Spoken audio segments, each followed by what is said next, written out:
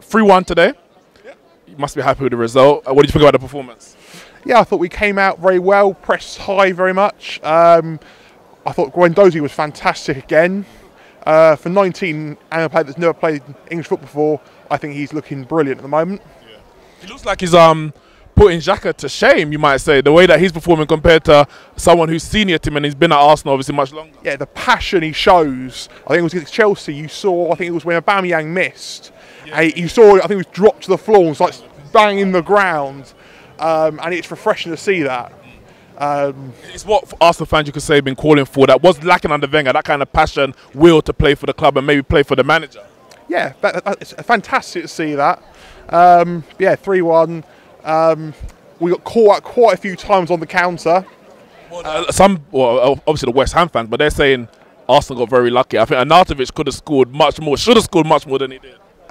Like against Chelsea, we play a very high line. Yeah. We play again today.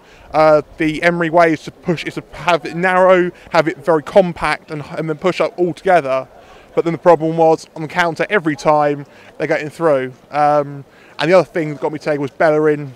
One of the things I keep saying is that he doesn't show anyone on the outside.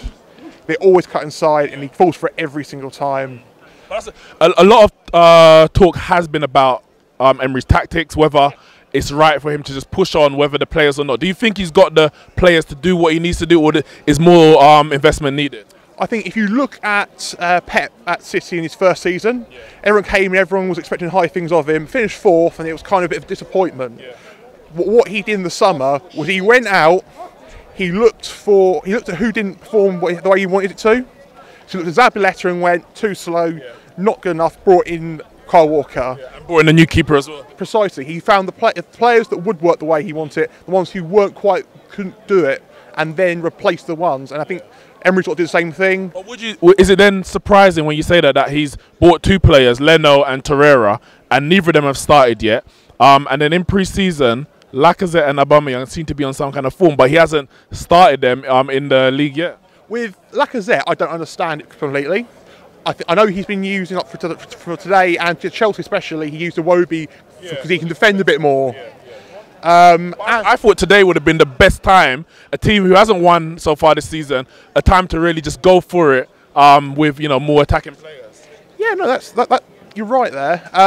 What I would say about Leno, for example, if you look at Szczesny last season, when we sold him to Juventus, he went to Juve, they had Buffon, and they said to him, okay, Buffon is our number one, but we're going to play you in some games, but not all of them. Yeah. And then he's trying to learn from him, and then obviously Czech's on last year of his deal. People don't know if he's going to stay or not. Yeah. So at the end of the season, if Czech goes, he got a year to sort of like really learn how to play in the Premier League, because it's very different to Bundesliga. Yeah.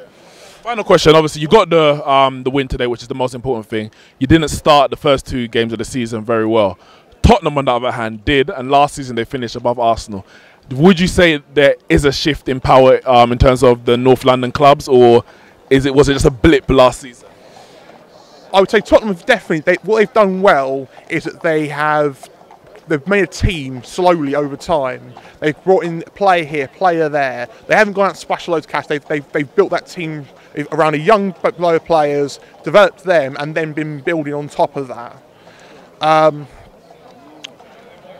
I would say that at the start of this season, they've obviously had not the hardest starts, not disrespecting any of those teams. We'll see what happened on Monday, their first real test. Yeah, Fulham didn't look up to it last week. They've got a lot of new players, still gelling, and Tottenham, obviously, they didn't look great, even against a team that still were getting used to each other.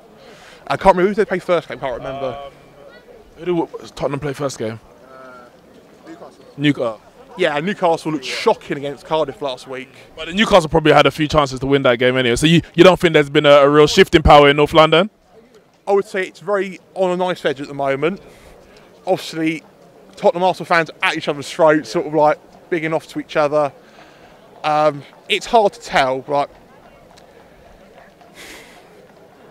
Obviously, as an Arsenal fan, I want to say no. Yeah. Of course I do. As Tottenham fans, they want to say yes. I would say we're both. So just wait and see maybe what happens this season if they can keep it up. Yeah, that's the thing. It's definitely they are definitely much better than they used to be. They really are pushing us. We've got to take that and really sort of use the motivation to sort of get us back into it and progress ourselves, because we've been stagnating for a long time. So, Arsenal 3, West Ham 1 here at the Emirates. Unai Emery gets his first win as Arsenal manager, and West Ham still can't find a win after 3 games. Click the box to watch all of our other fan cams from today.